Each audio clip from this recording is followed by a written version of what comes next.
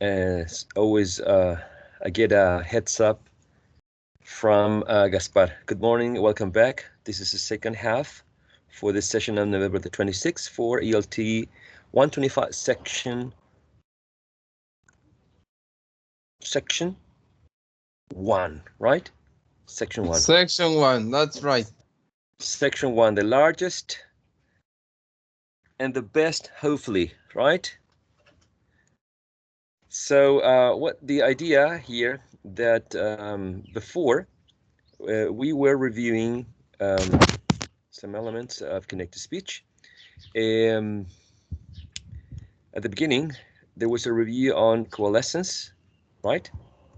I said I was going to paste the links to the video, and this is what I'm going to do right now.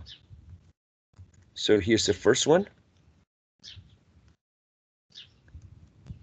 And here's the other one. The one with the coalescence with the voiceless ch, and the one with the voiced j. As I mentioned before, it is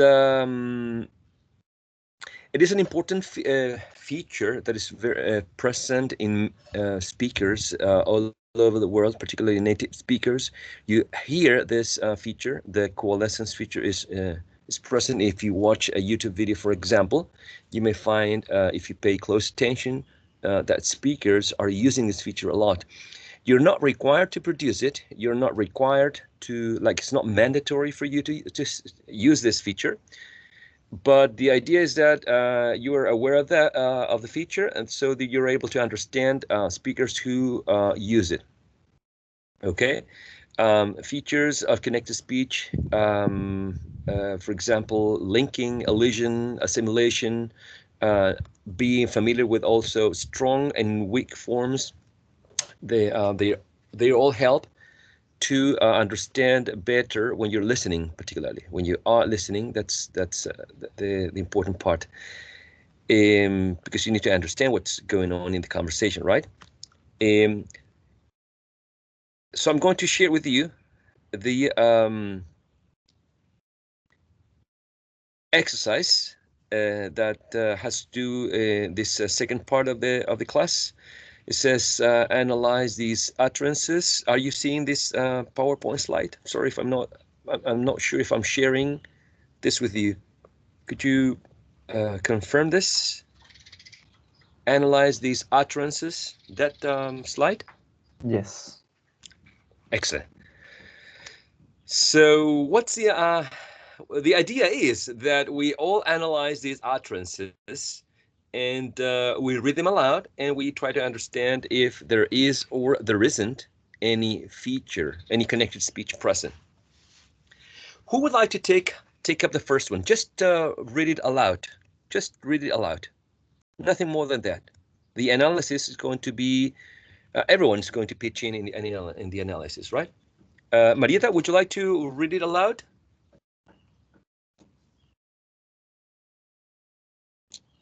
Yes, no, microphone not working,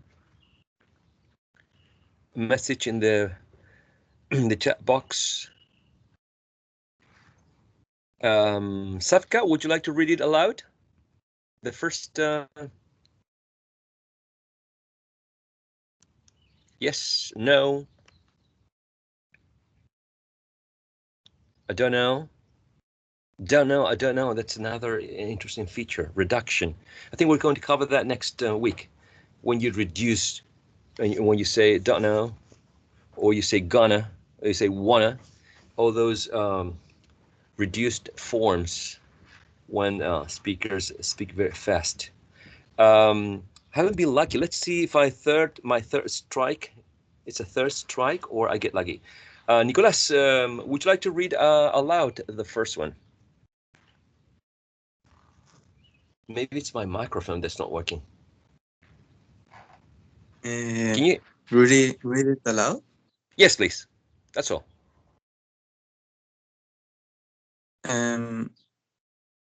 Would you like another orange?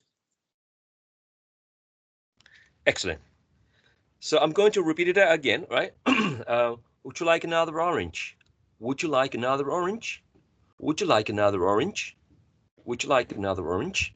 So which features do you think are present here or might be present depending on how you read this sentence aloud, of course? Pay attention to that, because if you read, would you like another orange, we're not having any connected speech, right? So would you like another orange? Would you like another orange? Which feature do you think it's present when you say it like that? Would you like another orange? Any ideas? ¿Cuál es el? Okay, when, where, how, who? Give me more details, please. Would you? The Perfect. voice coalescent. Okay. So here we have coalescence, specifically the voiced one. Okay. The voiced affricate, right? Would you? All right. Any other feature of connected speech that might be present? Think about linking, think about elision, think about assimilation.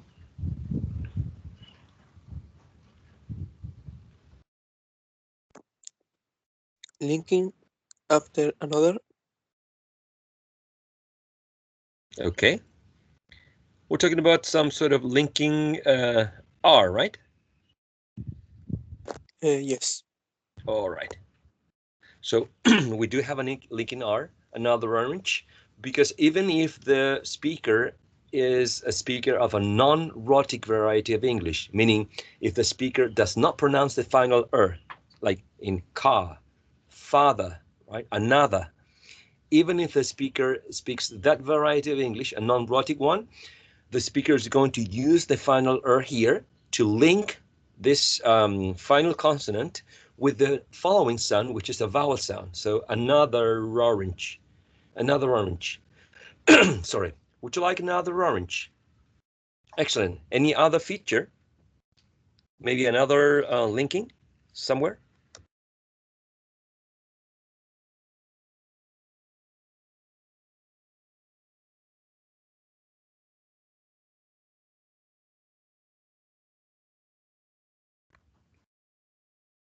No idea? Should we go to the next one? Like another, but I don't know if it's with the linking W, the linking ja, but it's a vowel and a word finishes in a vowel and the other start with a vowel, so has to be a linking. Yes, exactly. Um, Sometimes we can call linking w the phenomenon in which there's a sort of a w inserted, right? Or linking y when there's a sort of a y inserted in the. But sometimes there's nothing like that. Sometimes it's just a linking, just linking consonant to vowel sound, or linking vowel to consonant. So in this case, like, even though the spelling is L-I-K-E, E is silent.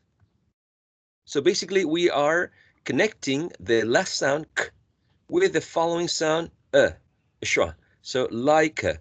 So always pay attention to this. Whenever you have a consonant sound like like, k, right? And then you have a vowel sound like there's always going to be linking when the speaker is speaking fluently, like another, like a, like another. Okay, so whenever you have a word ending in a consonant and then the next word starts with a vowel sound, or the other way around, you have a vowel sound in final position in one word and you have a consonant sound in initial position in the next one, we're going to link this sound. So that's important to remember. All right, that's always going to happen. For example, in the exercise, in the sentence, she gets up at night. She gets up at 8. She gets up at 8. You may hear someone saying she gets up at 8. So what on earth is she gets up at 8? she gets up at 8 is the idea that someone, right, a she, gets final consonant sound, up, initial vowel sound, and final p consonant sound, at, here we have a vowel sound, and then 8. I'm going to spell it. No, I'm just going to use the number, but in letters, right? So if we see this, we get a vowel sound, we get a consonant sound, vowel sound, consonant sound, vowel sound, consonant sound, vowel sound. So she gets up at 8. It's all connected. It's all linked. Vowel to consonant, as in the case of she gets, or consonant to vowel sound, and as in the case of gets up. Okay, up at 8, at 8. Okay, so always pay attention to the linking as one of the most frequent connected speech features present in fluent speech.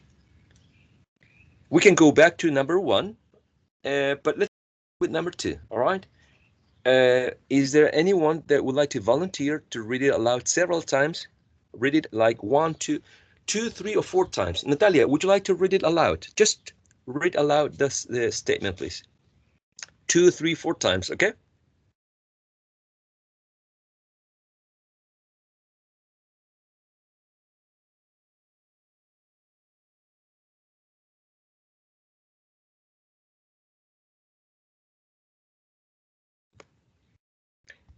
Um, anyone would like to participate? We were talking about this in a meeting. I remember. One thing was the idea that some classes were having very few students, and the other one is that sometimes classes had a large number of students, but only a few of them would participate. That was a conversation we were having with teachers and the student council, CGE, right? Your student representatives, and they say that they had talked to, and they were trying to find what the reasons were, etc., etc., etc. There are many reasons, right? Sometimes there's too much noise in wherever we are placed. Sometimes we're doing 2 or 3 things at the same time, and I totally understand that. But I think it would be good to communicate it with each other. What's going on? Very general, right? In very general, you don't have to go into details, right? Just okay, so this is what I'm going to do. I'm going to read aloud the sentences, and then if you feel that you want to participate, you try to identify the features of connected speech, all right? So here we go. The second one is, I think she'll return home. I think she'll return home. Sorry, tomorrow. I was reading home. I think she'll return tomorrow. I think she'll return tomorrow. I think she'll return tomorrow. I think she'll return tomorrow. I think she'll return tomorrow. What do you think? I think she'll return tomorrow. So, is there any linking? Are you linking any sounds like, vowel to consonant or consonant to vowel?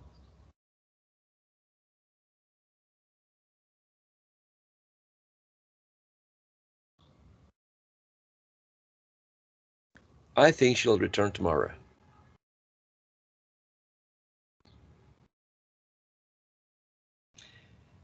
Second question. Is there any sound that is missing? Any sound that disappeared, was omitted? I think in return tomorrow. The end. Okay, this one, right? It doesn't sound? Yes, you said return tomorrow. Right. I think she'll return tomorrow. Return tomorrow. Return tomorrow. Right. So we can be talking about an elision here. All right. Return tomorrow. Good. Very good. Very good ear. I think do I think I think she'll return. Do I say, or do you say, think? I think she'll return tomorrow. I think she'll return tomorrow, or I think she'll return tomorrow. Yes, that is an elation too. Okay. If you speak very fast. Right. If we speak very fast, if we say very fast, it would be I think she'll return tomorrow, right? Thing. Now, we have to be very careful with this one, but because we have the adjective thin, which is the opposite of I don't know. It's like slender, right? Thing. The opposite of I guess fat or thick, right? And so if we transcribe this one, we probably would say thin.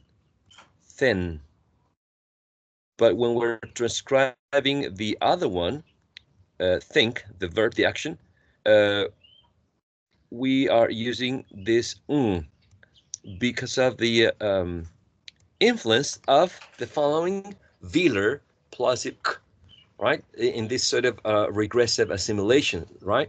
This one is influencing the previous one. So it's think. So if we are eliding the final sound of uh, think, right? If we're saying thing, I think she'll return tomorrow. I think she'll return tomorrow. So the k is not pronounced and it's elided. Anyway, this n should and must sound like to make the difference between thing and thin, because thin is a different thing, right? Thin means not fat, right? Not thick. I don't know if I'm explaining myself, but if you say I think, yeah, without the final co, it must be Otherwise, you're Thing saying is this. Yes. skinny. Thing is like skinny. Thing is like skinny. Thank you so much for that. I was looking for that the other adjective. Thank you so much. Thing It's not equals like it's not yes. like trick. It's not like trick. Not like Shrek, right? So skinny. Skinny. It's more colloquial. Like people, you can read that in magazines. Some people think it's not very polite to tell someone, "Oh, you look skinny." It's better to say you look thin. It's like more of a compliment, something more positive to say than skinny. But yeah, thin and skinny are exactly the same. Um, and then we have she'll, which is a construction, right? She'll, she will. But that's something that we're going to cover later on. Let's jump into number 3. But where can we put this new sofa? But where can we put the new sofa? But where can we put the new sofa? But where can we put the new sofa? You can say it better than me. You can say it on your own. But where can we put the new sofa?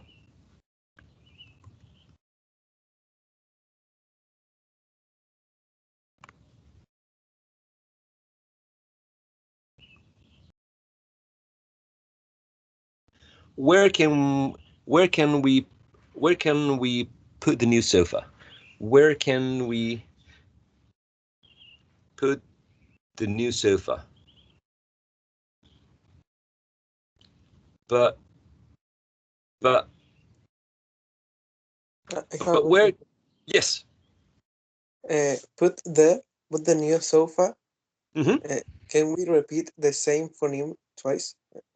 I know that the is not the same, but it's very similar to the t that finishes in put. Yes. Yes. I really think this is a very good question. They are very similar. To let's consider them in terms of place of articulation, right? T is an alveolar sound, right? The, it's an interdental sound. What's the difference? T, the tongue raises and touches the alveolar ridge, right? Ridge, which is the place above the upper teeth. You have the upper teeth. Behind the upper teeth, up there is the alveolar ridge. For the following sound, the is interdental. We need to place the tongue in between the teeth, right? So you say the. So put the. Since we're speaking fast, the tongue does not have enough time to go from alveolar ridge to the in between the teeth. So it's like in the middle. Put the new sofa.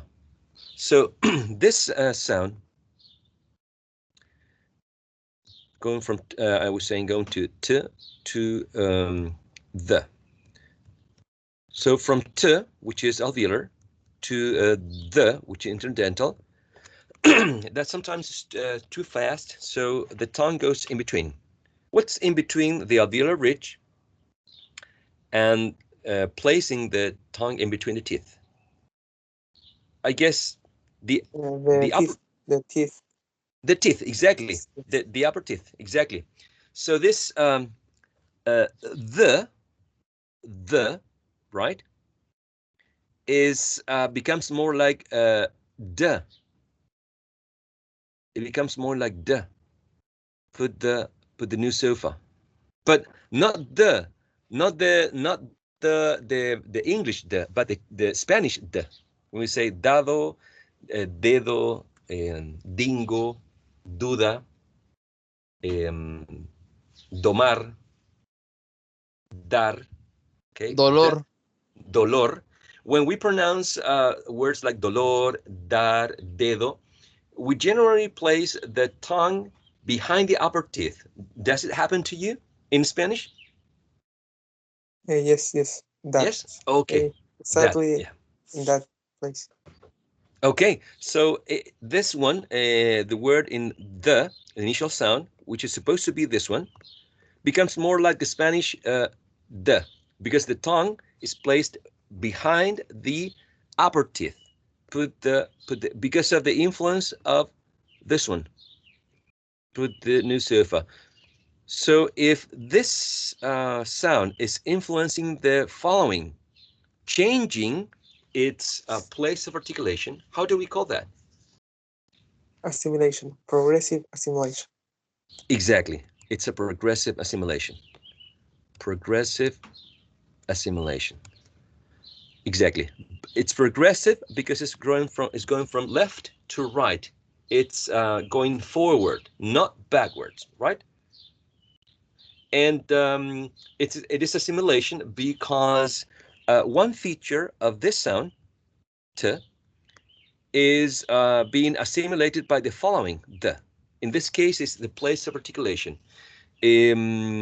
So this sound becomes, I would say, dentalized. Dentalized.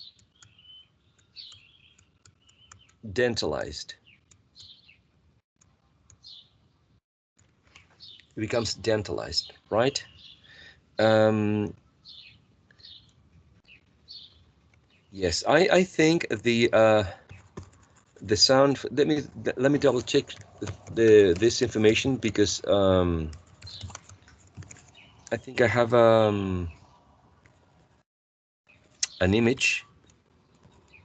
Okay, I'll share it with you later. An image in which I have the diacritics. I think I shared a document the other day with you, a PDF file. I posted post a document in the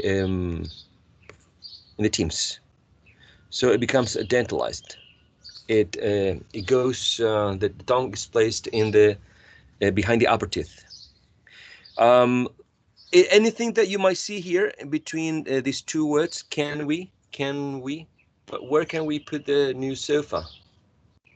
Where can we, can we, can, focus on the pronunciation of this word in isolation. Can, can, can.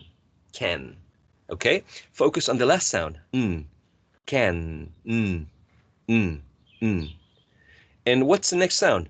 Woo, woo, we. So when you go from can to we, do you say this the sounds in the same way, exactly the same way when you say can, and we? Can we? Can we? Can we? The n sound, is it exactly the same?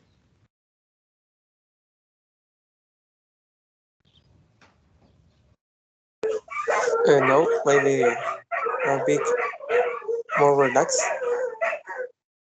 Okay, all right. Where can we the lips, when you say can, basically it's the tongue going to touch the alveolar ridge, right? Can, and the lips are sort of spread. Can. Now the next sound requires that we put or give the lips some sort of rounded shape, right? Where can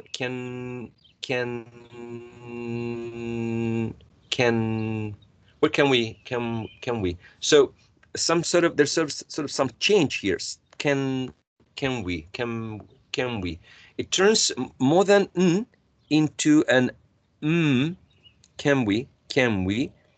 Because when you say you're using your lips, right? Is it's produced by putting both lips together, and wu is also a sort of bilabial sound as well. Can we? Where can we? So this sound is not fully pronounced as whenever we have the following sound as wu. Can we? Can we? So I would say that somehow this sound wu is influencing the previous one. Okay, because it's not a natural but when you say it very quickly, well, where can we, where can we?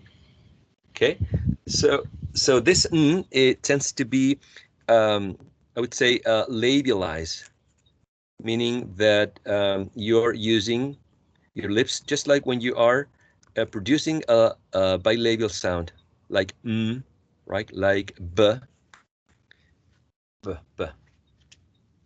But and some speakers, in the case of but, may have a glottal stop here, a glottal stop. We haven't, I don't think we have talked about this glottal stop. I don't think so. Glottal, double T, glottal stop. A glottal stop. Is this that bottle or bottle is different? It's different. The comparison is between. Bottle. The T Oh, in bottle and bottle. yes, exactly. That's a very good example to remember what a glottal stop is. If you say bottle or button or mountain bike. Um, some people say that's very useful to say uh-uh, uh-uh, uh-uh, uh-uh. Okay, that's sort of a stop that it's created here, and the glottis, the place in between the vocal folds. If you remember the membranes that vibrate whenever the airflow goes through them, right? And the space in between the vocal folds is called glottis. So when you produce a glottal stop, the air stream is stopped in that place, in that area. So some people would say but, right? Some people would say but, but.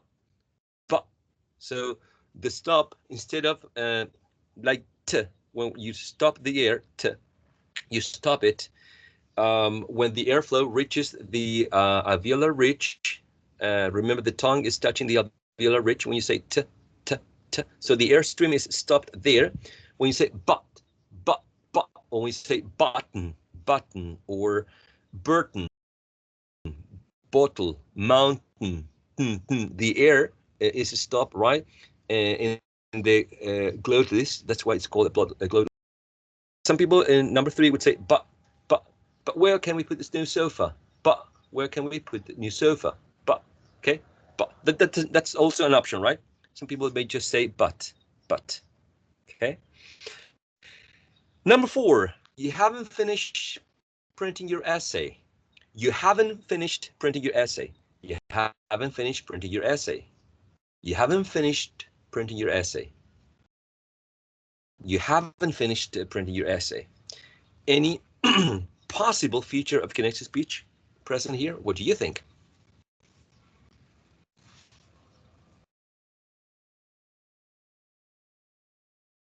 But you haven't finished printing your essay. At least one, please.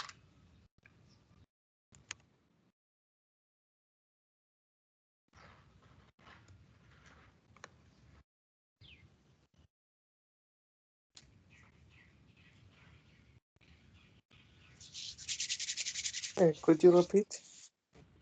Yeah, absolutely. You haven't finished your, sorry, you haven't finished printing your essay. You haven't finished printing your essay. Hey, you haven't finished printing your essay. I think it's printing. We don't pronounce the G, the Q. Excellent. So how do you call this? Edition. Elision. Perfect. There is an elision of this letter, which is not sounded, right?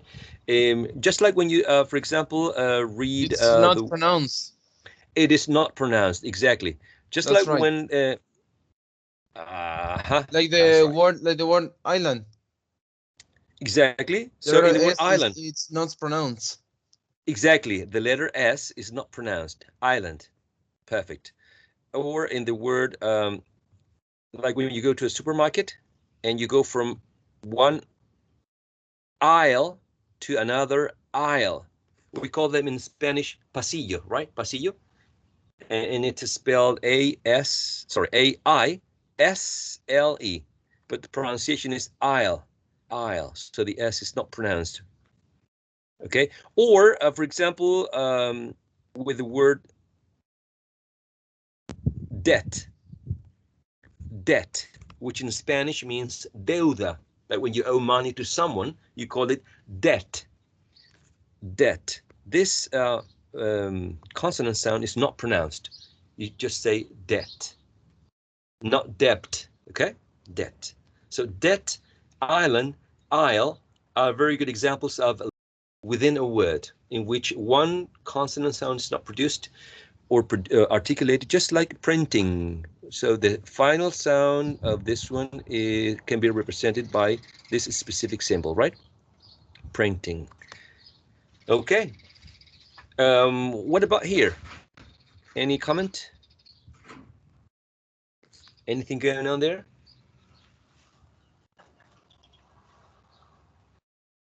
Oh, ending. I was really having a good bad time sitting for all the sessions. So I'm kind of changing the system here. You haven't finished printing your essay. You haven't finished printing your essay. You haven't finished printing your essay. Yes. Maybe Elysian. Exactly. Maybe Alicia, you're totally right. I was eliding. You haven't, right? The final t. You haven't finished printing your essay. That's right. Elision. The explanation. In general, when you get a cluster of consonant sounds, a group of consonant sounds like n, t, and f, the one in the middle gets elided. Okay. When you get 3 or 4 or 5 consonants together, usually the one in the middle disappears, right? Disappears because it's too difficult for the tongue to be producing all those consonant sounds. They have different manner and places of well, the first two have the same place of articulation, but not the last one. The initial sound f. Exactly. We can also talk about something here. Maybe I don't know your essay. You haven't Teacher, finished printing your yes. I think I found one, but I don't know if it's correct. Go ahead, please. In finished printing the letter D with the letter P, like Alrighty. regressive assimilation. Okay, sir. Sorry, what type of assimilation? Regressive assimilation. All right. You haven't finished printing your essay. Finish printing your essay. Exactly. Regressive assimilation. And what happens in this regressive assimilation? Which feature or in which way is this influenced? The letter P influenced the letter D and it changed to another sound. Alrighty. Alrighty. That's a very good one. Just a very, very quick correction. You're totally right. This is a regressive assimilation. The sound P is influencing the previous sound, right? Now, the sound for this one, finish, remember that finish ends in this sh. So the ED sound should be voiceless as well. So it should be T. Right, so finished. That's the only comment that I wanted to make, but the rest is excellent. So this T becomes more like finished printing, more like a P sound.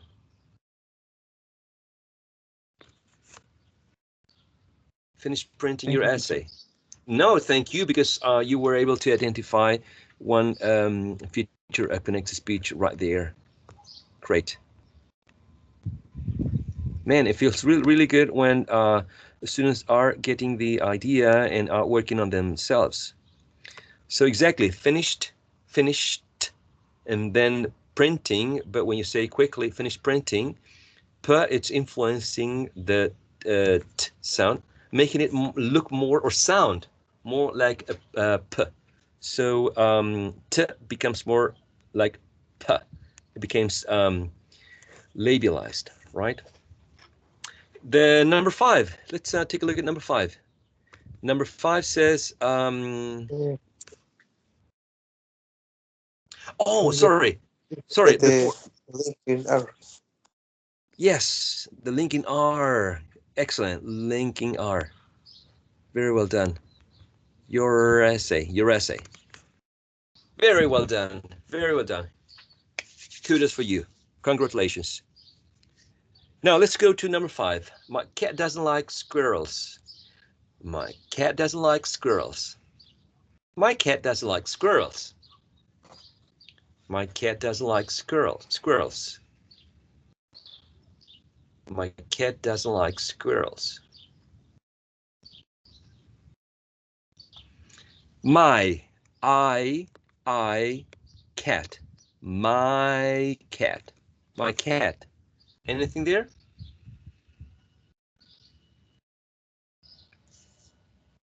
My cat.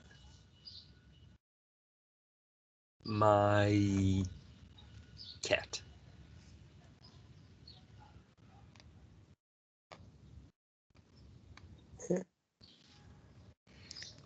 Do you think there's some linking?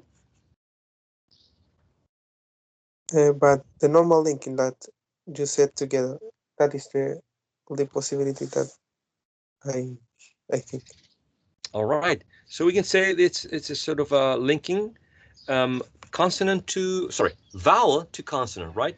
My cat. My cat. So my cat turns into my cat. Sounds like one big word, right? My cat.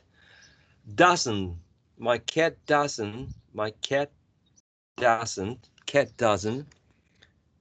Elision and the T. Okay. Allusion here. I It's not. see that it's very normal that the T in a negation doesn't pronounce. Yeah, it's quite common, particularly when the following sound is a consonant sound, like in this case, like. But let's try with an example in which we have,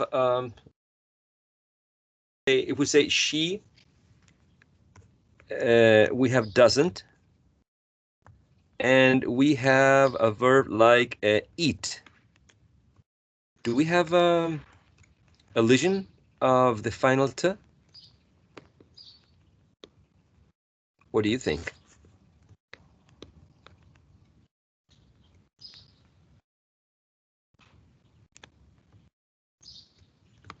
She doesn't eat worms.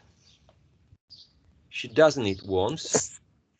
I think also because it's like she doesn't eat the T is not uh, how I pronounce this. I don't pronounce the T. I do agree with you. Um, very, very few speakers would say she doesn't eat worms. She doesn't eat worms. Doesn't eat, right? It doesn't sound natural. She doesn't eat worms. So I would say most of the time, right? We omit the t sound if it's in between a consonant and a vowel sound, and as in this example, or in between consonant sounds, right? So unless you want to be emphatic, for example, did she steal the jewels from her aunt? And the answer would be no. Sorry, that was not a good example. Does she eat worms? Does she eat worms? No, she doesn't. No, she doesn't. So if you're emphatic, right, then I guess the final t would be pronounced. But in general, as you mentioned, it would be elided. Yes. My cat doesn't like doesn't like squirrels. Like squirrels. Like squirrels. My cat doesn't like squirrels. Doesn't like squirrels. Um, when we say I have a like, question. yes. In that case, like squirrels of like words with difficult pronunciation. If when we speak fast, the change or you with the time with training, it makes no difficult to say it. Right. Now, my cat doesn't like squirrels. Doesn't like squirrels. When we're pronouncing like, the back of the tongue goes up, right? Goes against the velum, right? Like. K, k. Try to say k, like. K, k. Where is your tongue? Your tongue should be like in the back, yes, of your mouth, but not the tip of the tongue raised, but the back of the tongue raised, right? K, k. And then the following sound starts with s. Now, when you say s, the tip of the tongue, right, is raised against the alveolar ridge. So where's the place in between the alveolar ridge and the velum?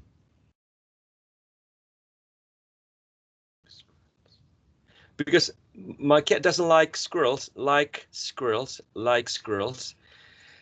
The initial sound of squirrels doesn't sound like when I say it isolated. When I say the sound isolated, yes, I raised my tip of the tongue towards the alveolar ridge. But when I say k, and then the following sounding like it's like my from squirrels is not in the alveolar ridge, but a little bit backwards, a little bit closer to the velum. Not in the velum, as when I say k, but like somewhere in between the velum, in between the alveolar ridge. What do you find there? The hard palate, right? That's what's in the middle. Between the velum, which is the back part of of the upper uh, section of your mouth, and the velar ridge, sorry, which is the area behind the teeth. In between, we have the hard palate. So, like squirrels, I would say that this sound in squirrels is not the pure when we say isolated, but there's some sort of assimilation here because k is sort of influencing the next sound, like squirrels, squirrels. So the s tends to be pronounced with the tongue in the hard palate, not in the alveolar ridge. So when this sound k is influencing the following sound, how do we call that process, that phonological process?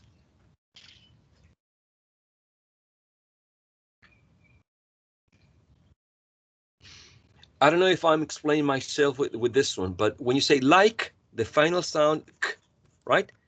is a velar, right? K. The tongue is raised. The back part of the tongue is raised. The following sound is an alveolar sound. The tip of the tongue is raised to touch the alveolar ridge. So going from k to s, going from the velum to the alveolar ridge, it's a very long distance for the tongue to go very quickly, like squirrels, like squirrels, like squirrels. So the tongue finds a place in between the velum and the alveolar ridge, which is the upper part, right? The alveolar ridge, where you when you say, for example, jeans, or church, that area, the hot palate. Okay, so I would say that when yes, sir. Is this progressive assimilation? Because the It is. like affects Yes, the s. exactly. It is progressive assimilation. Progressive assimilation. Just like you were saying, the one sound is influencing the following one. In which way? In terms of place of articulation. Okay. How are we doing so far? Is this too difficult? Is this too complex for you?